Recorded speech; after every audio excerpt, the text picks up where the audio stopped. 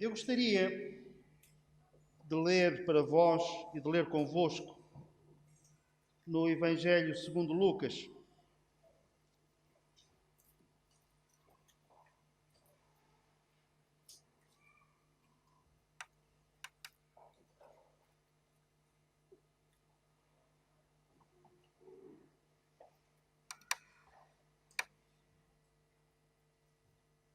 E vamos ler os primeiros 7 versículos. Evangelho segundo Lucas, capítulo 24.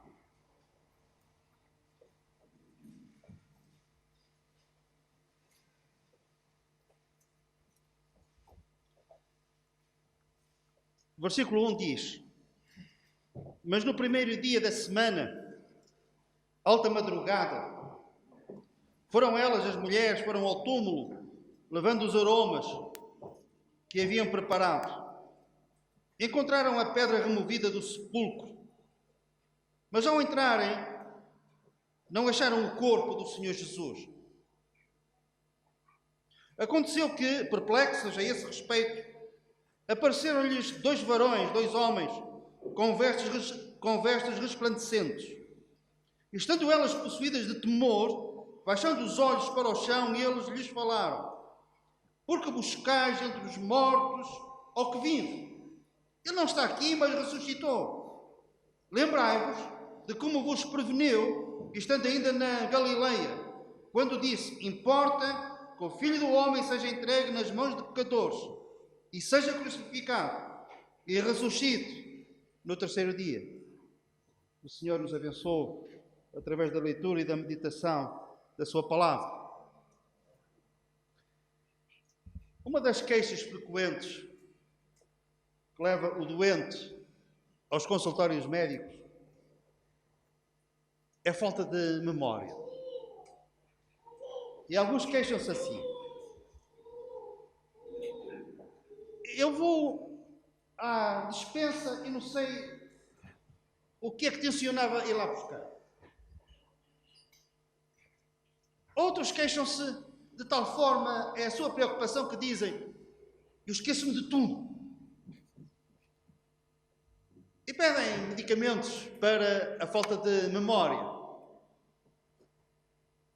Todos nós temos uma propensão para nos esquecermos, uns mais, outros menos. Há aqueles esquecimentos que eu considero esquecimentos banais. Há outros que nos podem deixar numa situação de algum desconforto. Eu lembro, a nossa filha, a Ana Esther, ela devia ter 15 anos, 16 anos. E um dia, eu estava na cozinha a preparar o pequeno almoço, e ela chega. Provavelmente eu iria levá-la à escola. E ela olhava para mim de uma forma muito intensa, com os olhos fixos em mim. E eu continuei a preparar o meu pequeno almoço. A certa altura ela diz-me assim: ó pai, que dia é hoje? E eu disse: quinta-feira. E ela disse: não, mas o dia do mês. E eu disse: é o dia 9. E ela cada vez olhava mais para mim intensamente. E em que mês é que nós estamos? Eu estava a achar aquilo estranho. Eu disse: em julho. E ela disse: E? Pai, hoje eu faço anos. Se nós tivesse um poço, eu atirava uma poça e dizia: coloca a tampa por cima. E é curioso, porque nos dias anteriores, eu e a Clarice tínhamos falado acerca da prenda, etc., mas varreu-se completamente. E todos os dias, melhor, todos os anos que ela faz anos, eu lembro-me deste ano. Ficamos desconfortáveis quando não vemos um amigo já há algum tempo, mas até éramos próximos. E estamos a conversar e o nome dele. E estamos ali a patinar e andarmos ao largo para que ele não se aperceba. Há outros esquecimentos que são trágicos. Não só nos deixam incomodados, mas são trágicos. Com certeza que vocês ouviram aqui há uns anos atrás o que aconteceu com um pai Ele costumava, antes de ir trabalhar, levar sempre o seu filho à creche, bebê. E um dia, ele, em vez de levar o filho à creche antes de ir trabalhar, ele foi diretamente para o seu local de trabalho. E o filho estava atrás. Era um dia quente, de verão. Quando ele, ao fim do dia, chegou ao carro, o filho estava morto. Deve ter sido terrível uma coisa destas. Eu hoje quero-vos falar acerca de algo que os discípulos também esqueceram. E que nós também muitas vezes esquecemos. Para a nossa perda, para o nosso prejuízo. Quanta dor, quanta preocupação, quanta ansiedade nós não iríamos ter e ter que passar e passamos por causa deste esquecimento. Os discípulos, pelo facto de se terem esquecido disto, eles viveram 3 dias terríveis, tolhidos pelo medo, pela frustração, pelo desapontamento. Era noite nas suas almas, uma noite escura, como que uma cortina tivesse corrido e o dia deu lugar a uma noite como breu. De que é que eles se esqueceram? Esqueceram-se daquilo que Jesus várias vezes lhes trouxe à memória, lhes disse repetidamente. Eles poderiam se ter esquecido de muita coisa, mas nunca deveriam de se ter esquecido que Jesus disse que após a sua morte, 3 dias passados, ele iria ressuscitar. A nossa passagem fala-nos acerca de algumas mulheres que, alta madrugada, domingo, o domingo em que Jesus ressuscitou, dirigiram-se ao túmulo para preparar o seu corpo, conforme os costumes judaicos. E quando elas chegaram ao túmulo, elas encontraram 2 anjos. E esses 2 anjos disseram-lhes: porque buscais entre os mortos ao que vive? E ele não está aqui, mas ressuscitou. Lembrai-vos de como vos avisou, estando ainda na Galileia. Importa que ele morra, que seja sepultado, mas que ao 3º dia ressuscite. Lembrai-vos.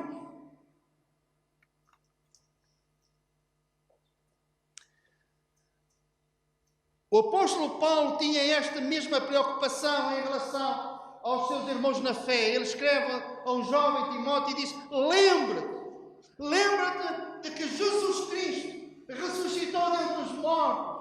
Mas era necessário. Então Timóteo não sabia, ele não acreditava que Jesus tinha ressuscitado. Sem dúvida. Mas tantas e tantas vezes, nos pequenos e nos grandes atos da nossa vida, nos pequenos e nos grandes acontecimentos, nós ficamos confinados à nossa própria pessoa, aos nossos próprios recursos, àquilo que nós podemos fazer e àquilo que aqueles que nos são mais próximos podem fazer a nosso favor. Recorremos a amigos e contra isso nada, mas esquecemos de que Jesus Cristo ressuscitou. São várias as passagens na Bíblia que às vezes de uma forma muito clara e muito aberta nos relembram este facto. Outras vezes de uma forma mais ao largo, por assim dizer, mas a tentar que os nossos olhos, os olhos da nossa fé, da nossa alma, se focalizem nesta verdade gloriosa de que Jesus ressuscitou. Por exemplo, o apóstolo escreve aos Colossenses e diz assim: buscai as coisas que são de cima, pensai nas coisas que são de cima. E isso poderia ser suficiente. Mas ele acrescenta e diz: onde Jesus está assentado à mão direita de Deus. Como quem diz: pensa, busca as coisas que são de cima. Porquê? Porque Jesus está vivo. O escritor da carta aos Hebreus diz que nós temos que percorrer a nossa carreira, correr a nossa carreira com perseverança. E ele acrescenta, olhando para Jesus. E nós pensamos, e não é preciso mais nada. Pois, mas ele quer nos relembrar onde Cristo está assentado à mão direita de Deus. Amém. O apóstolo Paulo escreve aos Efésios e diz, Jesus, cujo nome está acima de todo o nome, principados e potestades, e depois acrescenta, ele ressuscitou e está à mão direita de Deus. Lembremos-nos de que Jesus está vivo. Por que é que nós nos esquecemos tanto? Por que é que os discípulos tão próximos? Podemos citar outros nomes, mas Pedro, por exemplo, ele foi repreendido de uma forma muito frontal por parte do Senhor Jesus. Quando Jesus lhe disse que era necessário ele ir a Jerusalém e morrer, mas ele não se fica por aqui. Ele diz, e seja sepultado e ressuscita ao terceiro dia. E Pedro diz, Senhor, nada disso. Mas ele estava focado aqui na morte. Senhor, eu não vou permitir que tu morras, que eles te façam isso. Mas não valorizou o resto que Jesus também disse, mas ao terceiro dia ressuscitarei.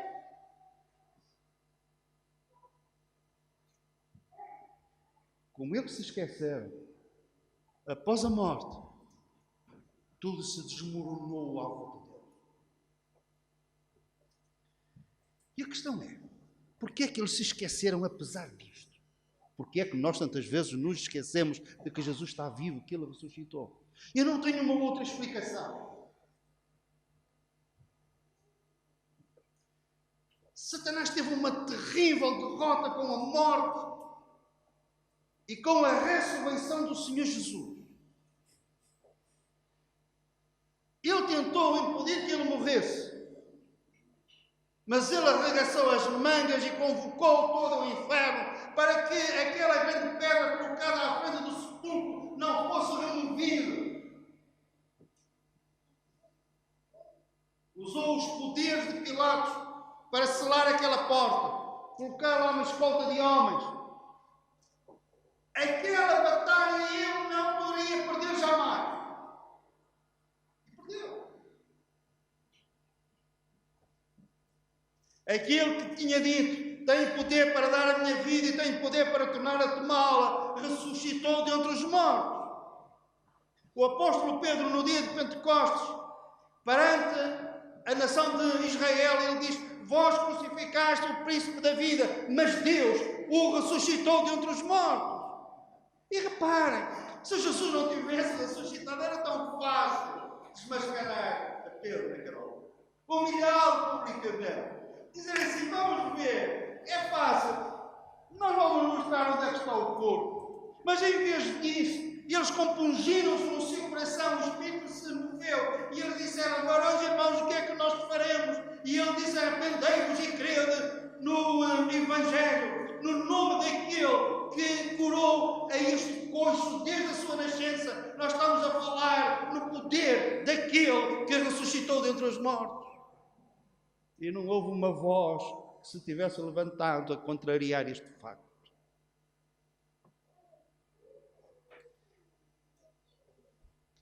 Então Satanás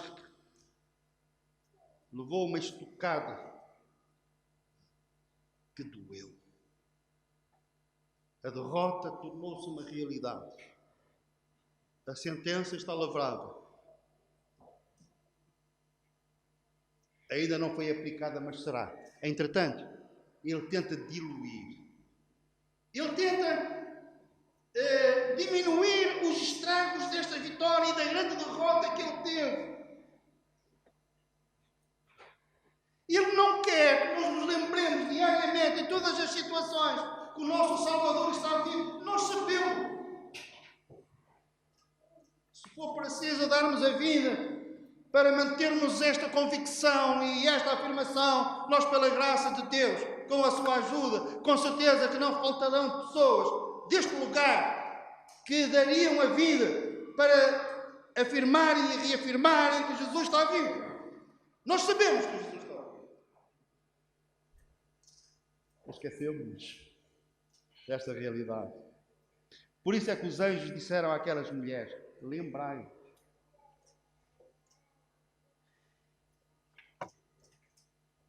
E a névoa na alma e no entendimento foi de tal ordem que Jesus vivo aparece a Maria Madalena e disse para ela ir dizer aos outros discípulos que ele tinha ressuscitado. E quando ela foi, eles ridicularizaram-na. Não pode ser. Ele apareceu a 2 discípulos que iam para o campo, já tinham deixado a causa, estavam a voltar às suas lidas anteriores, e Jesus ressuscitado apareceu, e eles voltaram para junto dos outros e disseram que Jesus tinha ressuscitado, que lhes tinha aparecido, e eles não acreditaram. Estas mulheres foram ter com eles e pensaram: é coisa de mulher. Não acreditaram. Mas o que me intriga ainda, para isto não me peçam uma explicação que eu não tenho. Jesus tinha marcado encontro com eles antes de morrer, dizendo que iria ressuscitar e que iria encontrar-se com eles na Galileia. Era o ponto de encontro após a ressurreição. Eu vou ler, acreditem, está na Bíblia. Seguiram os 11 discípulos para a Galileia, para o monte que Jesus lhes designara. E quando o viram, o adoraram. Mas alguns duvidaram. Alguns dos 11. Jesus está ali. O ponto de encontro era na Galileia. Chegam lá à Galileia, Jesus está lá. Uns prostram-se no chão e adoram, e outros ficam de pé, de braços cruzados, olhando: será ele ou não? Tal é o interesse em que o inimigo da nossa alma, ele aplica-se de uma forma, ele dá o seu melhor para apagar da nossa memória recente que Jesus está vivo.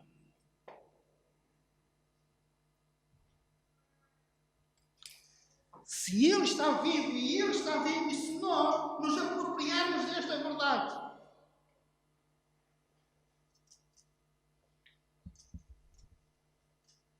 venha o que vier, não nos derrotará. Amém?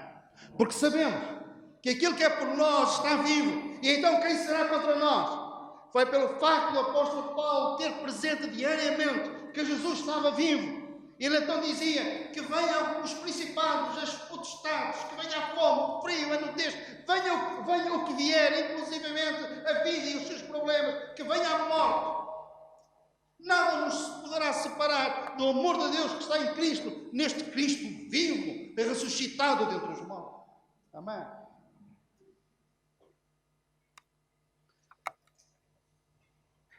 Queria chamar a vossa atenção para uma palavra nestes 2 versículos, no versículo 7 e no versículo 8, que diz assim. Versículo 6. Ele não está aqui, mas ressuscitou. Lembrai-vos de como vos preveneu, estando ainda na Galileia. Quando ele disse: importa que o Filho do Homem seja entregue nas mãos dos pecadores e seja crucificado e ressuscite no 3º dia. Jesus disse.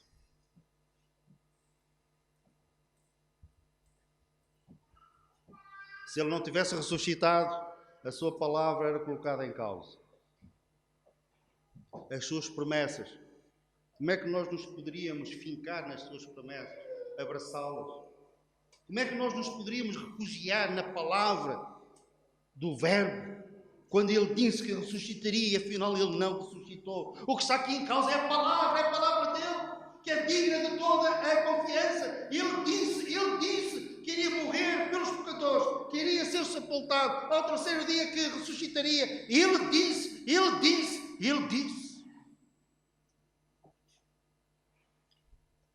Se não fosse por mais nada, foi por muito mais, mas se não fosse por mais nada, Jesus teria ressuscitado na mesma. Sabem porquê? Porque ele disse. Ele disse. A sua palavra é digna de toda a confiança. E isto tem implicações. As implicações são várias. Quero chamar a vossa atenção apenas para algumas. Ele disse, porque eu vivo, vós vivereis. Vocês sabem porque é que nós acreditamos que um dia também vamos ressuscitar o nosso corpo e será um corpo semelhante ao do Senhor Jesus Cristo ressuscitado. Sabem porque é que nós queremos que ausentes do corpo, levados pela morte, iremos estar para sempre com o Senhor? Porque Ele disse. E isso nos basta. Ele disse. Ele disse. Porque eu vivo, vós vivereis. Os primeiros cristãos, quando, ao serem perseguidos, tiveram que se refugiar nas catacumbas de Roma, que hoje podem ser visitadas ainda, vivendo em condições miseráveis, mas contentes. Eles cruzavam-se naqueles labirintos das catacumbas e sabem como é que eles se cumprimentavam? Diziam, Ele viva. A certa altura, as autoridades que mandavam queimar os cristãos nas praças públicas, a partir de certa altura, colocavam-lhes mordaças para que eles não pudessem falar. E sabem porquê? Porque tantas e tantas vezes as labaredas do fogo iam-os envolvendo. Uma morte cruel, mas do meio daquelas chamas ouvia-se uma voz que dizia, Ele vive.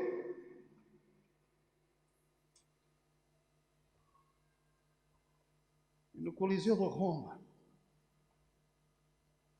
enquanto as feras esfomeadas dilaceravam as carnes dos nossos primeiros irmãos na fé, eles gritavam, Ele viva. E esta verdade fundamental do cristianismo é nossa. Podemos nos apropriar dela todos os dias, porque Ele disse. Ele disse.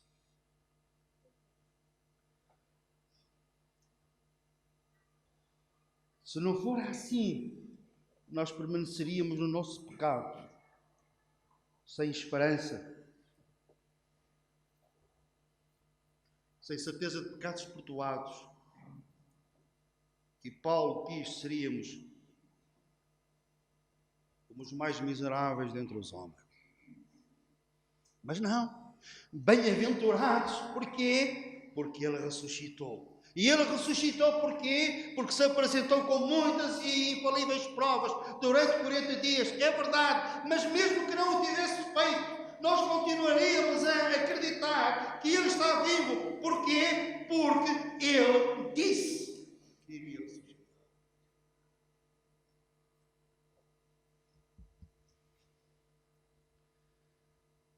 O Cristo ressuscitado apareceu aos apóstolos e disse-lhes uma coisa.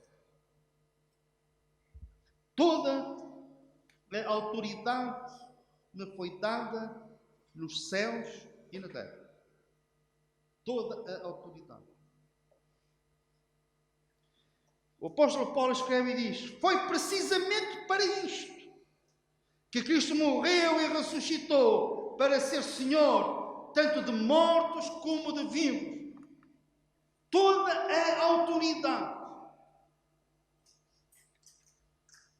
A Bíblia fala acerca de uma multidão que ninguém pode contar.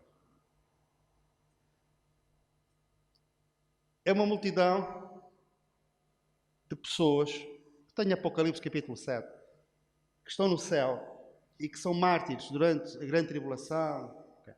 Uma multidão que ninguém pode contar. É muita gente. Mas eu vou-vos falar acerca, vou-vos citar uma reunião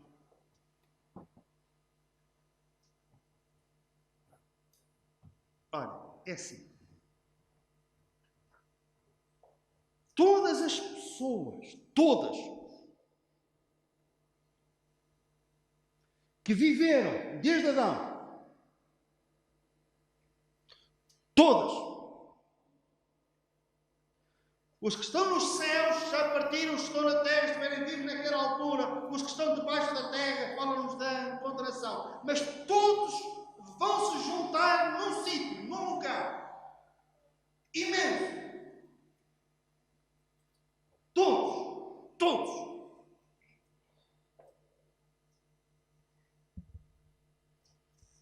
E entre esses todos, e cada um desses todos, diz a Bíblia, Deus diz, cada joelho se vai dobrar perante o nome do Senhor Jesus. Imaginem esta multidão. É uma multidão, essa sim ninguém pode contar. E ouve-se o nome do Senhor Jesus. E ao mesmo tempo, sem qualquer exceção, todo o joelho se vai dobrar e toda a língua confessará que Jesus Cristo é o Senhor. Porquê? Porque toda a autoridade lhe foi dada nos céus e na terra, porque Ele ressuscitou dentre os mortos. E nós, pela sua graça, lá estaremos.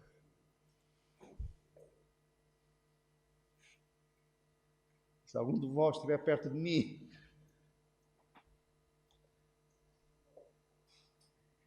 era mesmo assim. Não tenho a menor dúvida. Toda a língua confessará que Jesus Cristo é o Senhor. E o apóstolo Pedro diz: aquilo que vós crucificaste, Deus o fez Senhor. Toda a autoridade. Ele é o Senhor. Jesus Cristo é o Senhor. Devido ao poder da sua ressurreição.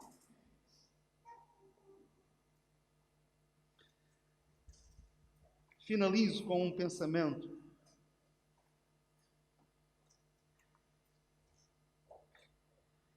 E o pensamento é este. O apóstolo João foi arrebatado ao céu. Jesus está perante ele. E Jesus diz-lhe uma coisa. Diz isto, olha. Não temas? Eu sou aquele que foi morto, mas estou vivo para todo o sempre. Amém? Eu estou vivo para todo o sempre.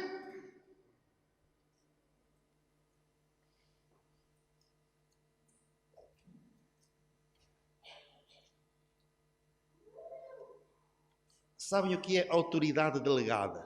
Isto é, o primeiro-ministro não pode ir a uma inauguração e manda o ministro, manda o secretário de Estado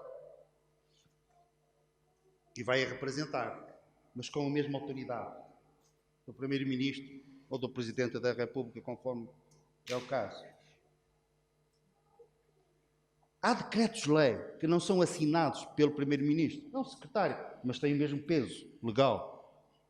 Chama-se autoridade delegada. Não me perguntem como.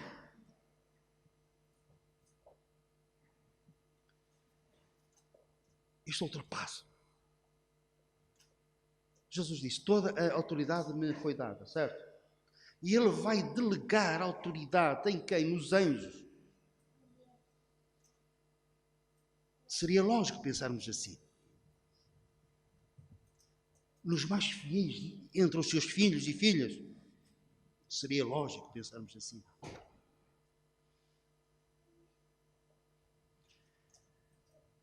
Trata-se da igreja em Corinto. Uma igreja problemática. Entre eles, questões, invejas, discussões. Até havia alguém que queria levar o irmão a tribunal. Não sei porquê, mas queria fazê-lo. E o apóstolo Paulo escreve e diz assim: então, mas vós, porquê é que não resolveis os problemas entre vós? E agora reparem, vós não sabeis que vós ireis julgar os anjos. Vós ireis julgar o mundo. Nós devemos julgar os anjos de Caim, os demónios. O Senhor vai nos delegar a autoridade e nós vamos julgar os demónios. Nós vamos julgar o mundo. Nós assim, aquilo que nós somos. Então, mas a Bíblia não diz que foi ao Senhor Jesus Cristo que lhe foi dado todo o julgamento? Ele é o juiz de todos. Mas Ele vai delegar a autoridade e nós vamos julgar o mundo. Quem é que esmagou a cabeça da serpente, a cabeça de Satanás? Foi o Senhor Jesus, certo? Mas em 1 Coríntios, capítulo 6, o que é que nós lemos? A cabeça de Satanás será esmagada debaixo dos vossos pés. É a autoridade delegada que Ele nos dá. Isto ultrapassa tudo aquilo que nós poderíamos imaginar pelo facto de sermos filhos de Deus, crentes em Cristo. Um dia, os 12 apóstolos vão sentar sobre 12 tronos para julgar as 12 tribos de Israel. Mas nós vamos nos sentar sobre tronos para julgar o mundo, para julgar os anjos de Caim, uma autoridade delegada daquele que disse: eu tenho toda a autoridade nos céus e na terra. Este será o nosso destino. Este será o nosso destino. Nós iremos viver isto. Isto não é uma ilusão, palavras bonitas e ocas. Não. Isto é a realidade. E vocês perguntam, mas que garantias me dá que isso vai ser assim? Sabem qual é a garantia? A garantia é que Jesus disse. É a garantia. Ele disse. E se Ele disse que ressuscitaria, e apesar de todos se terem levantados para impedirem que Ele ressuscitasse, Ele ressuscitou, quanto mais, todas as promessas, todas as afirmações, Ele garantidamente Ele vai cumprir. Nem um jota ou um tio deixará de cumprir. Porquê? Porque Ele disse. Amém?